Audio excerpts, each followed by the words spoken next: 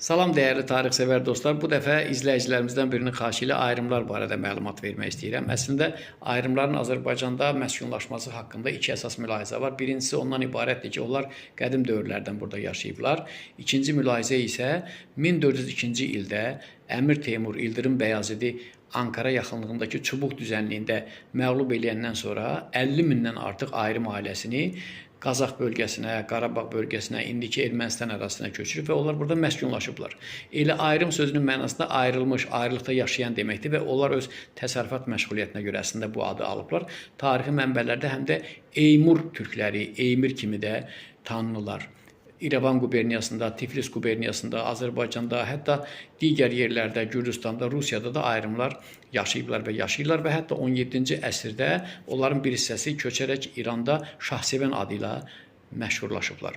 Yeri gəlmişkən onu da deyim ki, Gəncə xanı Cavad xan da vaxtilə Rus generalı Knorringə yazırdı ki, Ayrumi tayfaları burada lap qədimdən məskunlaşanlardandır. Həqiqətən də ayrımlar barədə bir çox mənbələrdə məlumat var. Misal üçün, Oğuz Haqqan haqqında dastanda yazılır ki, ayrımlar 24 Oğuz tayfasından biridir.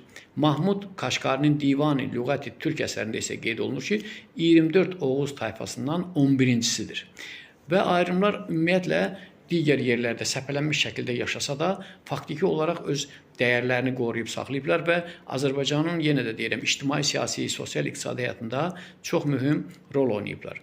Və ayrımlar haqqında bir məlumat da qeyd eləmək istəyirəm ki, onlar faktiki olaraq bir etnoqrafik olmaqla yanaşı Qaradəniz dialektində danışıblar. Yəni söhbət türk dillərinin Qaradəniz dialektindən gedir və sonralar burada məskunlaşandan sonra Azərbaycanın müxtəlif bölgələrində öz təsərrüfat fəaliyyətlərini davam etdiriblər. Bugün Gəncədə də, Qazaxda da, Goranboyda da, Kəlbəcərdə də, Bərdədə də, digər yerlərdə də ayrımlar yaşayırlar. Xüsusilə Gədəbəy zonasında da var və onlar ictimai-siyasi həyatımızın müxtəlif yerlərində, müxtəlif dönəmlərində öz sözlərini deyiblər və çox böyük ziyalıları, həmçinin də qəhrəmanları var.